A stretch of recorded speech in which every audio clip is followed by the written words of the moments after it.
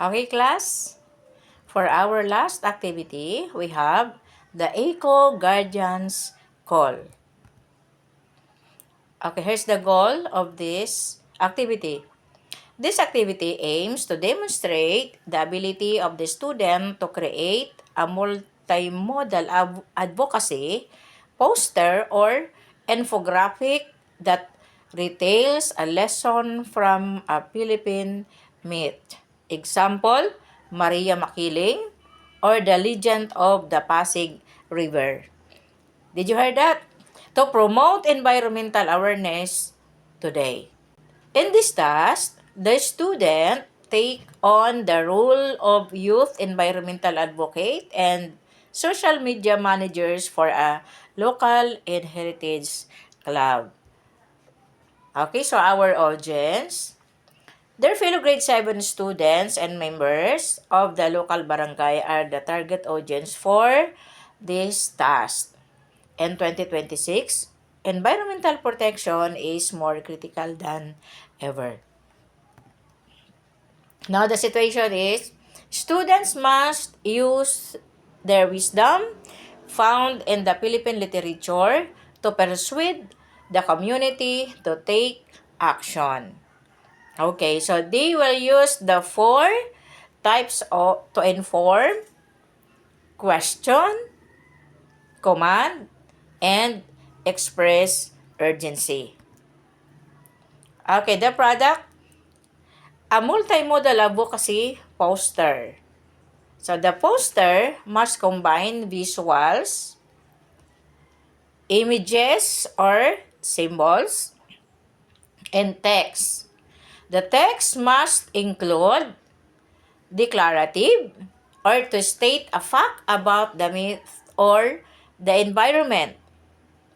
Next, the interrogative or to engage the audience with a reflective questions. And next, imperative, to give a clear command or direction for action.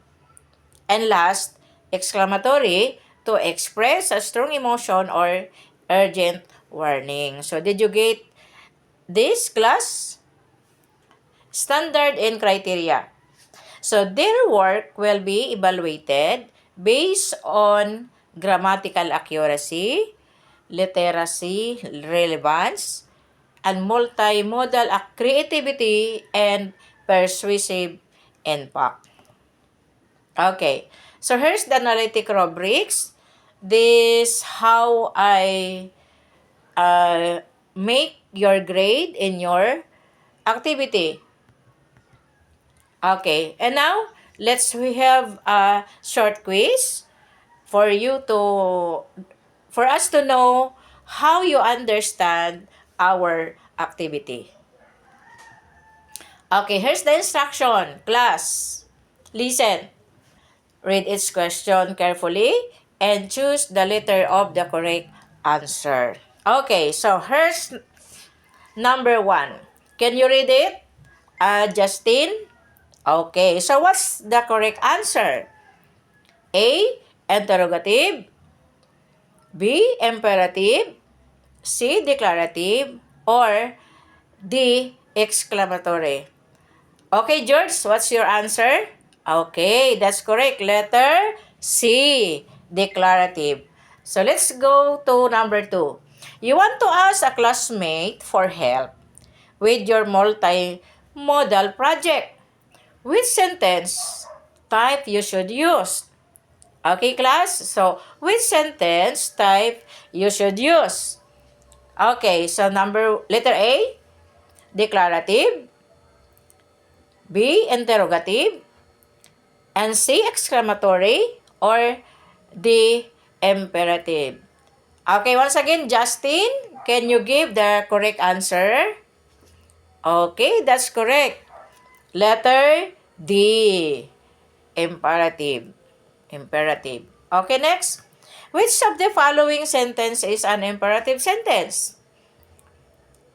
Okay, A, the sun is shining brightly today. Did you finish your homework? C, please pass your papers to the front. And D, what a beautiful morning. Okay, George, can you give your correct answer? Okay, that's correct. Very good. Letter C. Next, number 4. Choose the statement. Choose the sentence that expresses a strong emotion. Okay, so A, I am going to the store now. And B, wow, that was an incredible performance. And C, kindly close the door behind you. And D, where is the nearest library? Okay, again, will you please cite your correct answer? Justin. Okay, so letter B. What is letter B? Wow, that was an incredible performance. Okay, number 5. Which punctuation mark is used at the end of an interrogative sentence? Okay, who can answer the number 5 question? Okay, yes? What's your answer? Joshua? Okay, that's correct. Number 5. Your answer is letter C. Letter C is question mark. Okay, next. Number 5. Identify the type of the following sentence. Don't forget to water the plants later. Okay, so what kind of sentence is this? Okay, anyone? You want to answer this number 6 question? Okay, George, what's your answer? Okay, that's correct. Number 6 is letter D, imperative. Okay, very good. Next, number 7. Our local festival is celebrated every month of May. What is the purpose of this sentence? Okay? Did you understand, class? Okay, who can give the correct answer? Yes, Joshua? What's your correct answer? Letter. Letter what? Letter C. What is letter C? To state a fact. Okay, number 8. If a sentence ends with an exclamation point and shows sudden surprise, it is what? Okay, who can give the right answer? Okay, George? What is your answer? Okay, that's good. That's correct. What is your answer? Letter B. Okay, letter B is exclamatory.